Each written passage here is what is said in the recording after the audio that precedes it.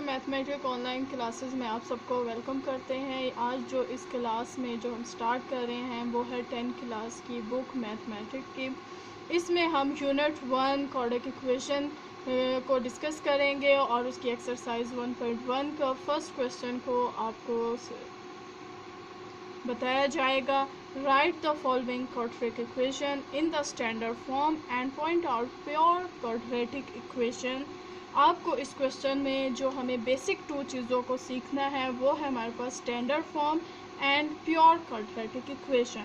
Standard form of quadratic equation की जो हमारे पास है वो है ax² + bx + c = 0।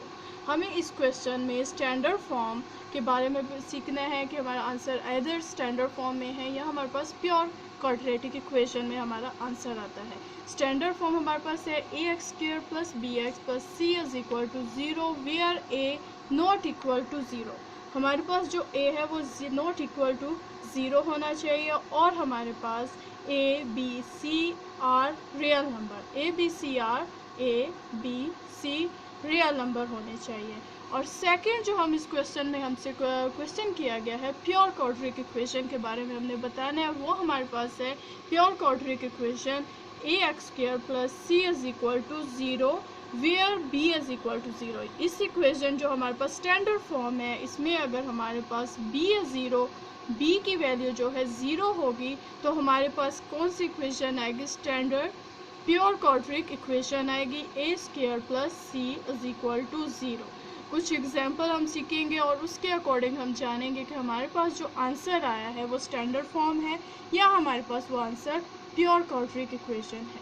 क्वेश्चन को हम सॉल्व करते हैं और देखते हैं कि इसका आंसर हमारे पास स्टैंडर्ड फॉर्म में है, जो कि हमारे पास स्टैंडर्ड फॉर्म है ax² + bx + c = 0 या हमारा आंसर प्योर फॉर्म में आता है जो कि हमारे पास है ax² + c = 0। जब हम इसे सॉल्व करेंगे और लास्ट में हमें इसका आंसर जो आएगा वो हमें बताएगा कि हमारे पास ये स्टैंडर्ड फॉर्म में है या हमारे पास ये इक्वेशन जो हमारे पास आएगी इक्वेशन वो प्योर फॉर्म में है। हमारे पास ये एक टर्म मौजूद है जिसे हमने सॉल्व करना है, इक्वेशन बनानी है और फिर बताना है ये स्टैंडर्ड फॉर्म है या हमारे पास प्योर फॉर्म है। सॉल्व करते हैं x this bracket +7 and this bracket multiply this bracket is equal to -7। Multiply करेंगे x को x से x को देन 3 से -3x प्लस 7x 7 को 3 से प्लस माइनस 7 3 ज़ा 21 is equal to -7 x² as it. अब ये टर्म हमारे पास जो है जिसके वेरिएबल सेम है हम इन्हें लेकर सॉल्व करेंगे और इसके कोफिशिएंट को हम देखेंगे कि वो ऐड हो रहे हैं या हमारे पास माइनस हो रहे हैं, सब्ट्रैक्ट हो रहे हैं।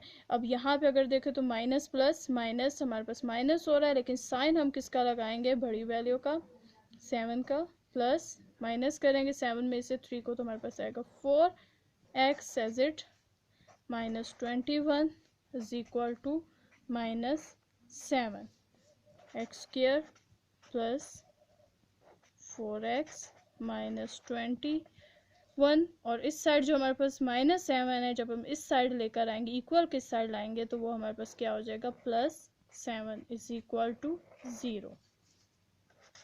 x² + 4x 21 में से हम 7 को माइनस करें क्योंकि हमारे पास माइनस प्लस माइनस और जो हमारे पास साइन लगेगा वो बड़ी वैल्यू को लगेगा माइनस।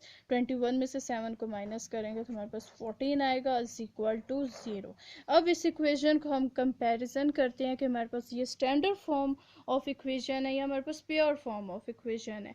तो जब हम देख रहे हैं तो हमारे पास इस इक्वेशन को x² है जो कि हमारे पास ax² है स्टैंडर्ड फॉर्म के, प्लस हमारे पास 4x किसके इक्वल है? bx के, और यहाँ पे हमारे पास ये माइनस का साइन है, प्लस माइनस जो हमारे पास 14 है वो किसके इक्वल है? c के इक्वल है। तो हमारे पास जो आंसर आ रहा है वो आ रहा है स्टैंडर्ड फॉर्म में।